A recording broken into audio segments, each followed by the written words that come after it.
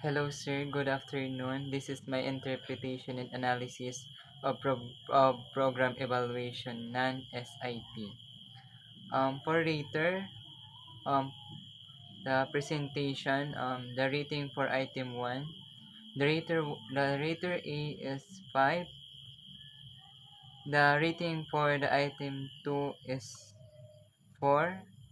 The rating for item 3 is 5. The rating of for item 4 is 4. For rating B, the rating for item 1 is 4. The rating for item 2 is 4. The rating for item 3 is 5. The rating for item 4 is 5.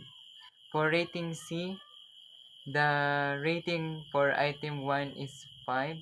The rating for item 2 is 5. The rating for item 3 is 5.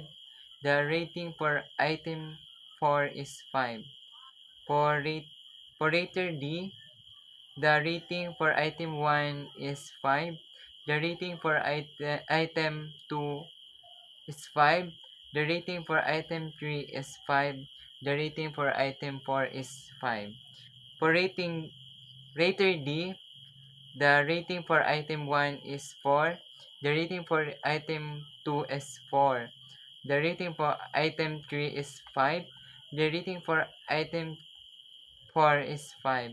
For weighted mean, the rating for item 1 to rater A to rater E 5. The weighted mean is 4.6. Dito naman po tayo sa rating for item 2. The rater A to rater E, the weighted mean is 4.4.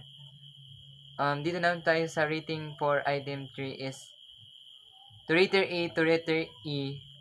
The total weighted mean is 5. To the rater for item for rater A to rater E, the weighted mean is 4.8.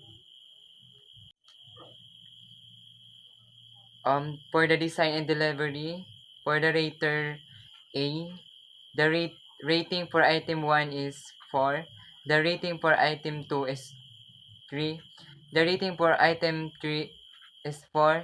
The rating for item 4 is 3. For the rater B, the rating for item 1 is 5. The rating for item 2 is 4. The rating for item 3 is 4. The rating for item 4 is 4. For the rater C, the rating for item 1 is 4. The rating for item 2 is 4. The rating for item 3 is 4. The rating for item 4 is 3. For the rater D, the rating for item 1 is 5. The rating for item 2 is 5. The rating for item 3 is 5. The rating for item 4 is 4. For rater D, the rating for item 1 is 5. For item 2, the rater is 5. For item 3, the rater is 5. For item 4, the rater is 4. For the rater A to the rater E, the weighted mean for the rating for item 1 is 4.6. Sa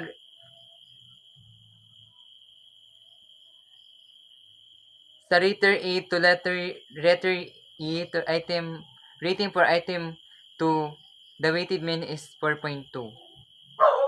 Dito naman po sa rater A to rater E, the weighted means for rating for item 2 is 4.2. Dito po sa rater A to rater E, the weighted mean for rating for item 3 is 4.4. The rating for item for letter A to letters E, the weighted mean is 3.6. For training facilities resources, the rater A, the rating 1 is 4. For rating 2 is 4. For rating 3 is 5. For rating 4 is 5. For rater B, the rating 1 is 5. The rating 2 is 4. The rating 3 is 4. The rating 4 is 5. For rater C, the rating 1 is 4. The rating 2 is 5. The rating 3 is 5. The rating 4 is 4. For the rater D, the rating 1 is 4. The rating 2 is 5. The rating 3 is 5. The rating 4 is 4. For the rater E, the rating 1 is 5. For the rating 2, the rater is 5. For the rating 3, the rating is 5. The rating 4 is the rating for the rating 4 is 4. Um, for the rater 1 to rater E, the rating for item 1 is the for the weighted mean is 4.5. For rater A to rater E, the weighted mean for rating for item 2 is 4.6. For rater A to rater E, the rating for item 3 is 4.8. To the rater A to the rater E, the rating for item 3 is for the weighted mean is 4.8. For the rating for the item for the weighted mean is 4. For the support staff, the rater A for the rating for item 1 is 5. For the rater B, the rating for item 1 is 5. For rater C, the rater is 4. For the rater D, the rater is 5. For the rater E, the rating is 5. For the rater A to the rater E, the weighted means for the rating for item 1 is 4.8.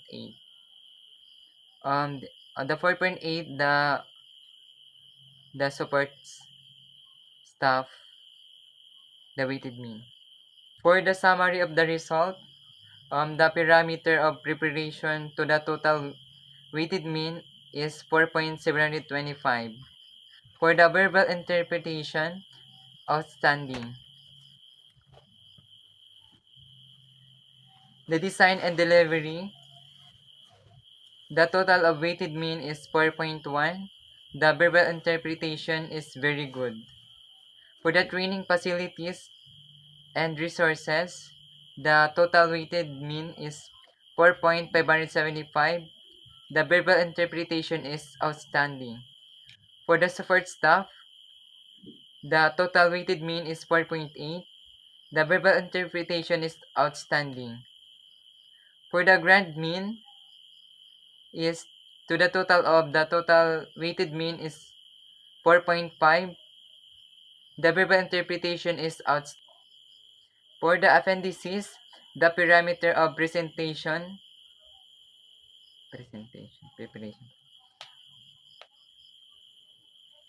For the appendices, the parameter for preparation to the total mean is 4.725. For the verbal interpretation is outstanding. For the design and delivery, the total weighted mean is 4.1. The verbal interpretation is very good. For the training facilities resources, the total weighted mean is 4.575. The verbal interpretation is outstanding. For the support staff, the total weighted mean is 4.8.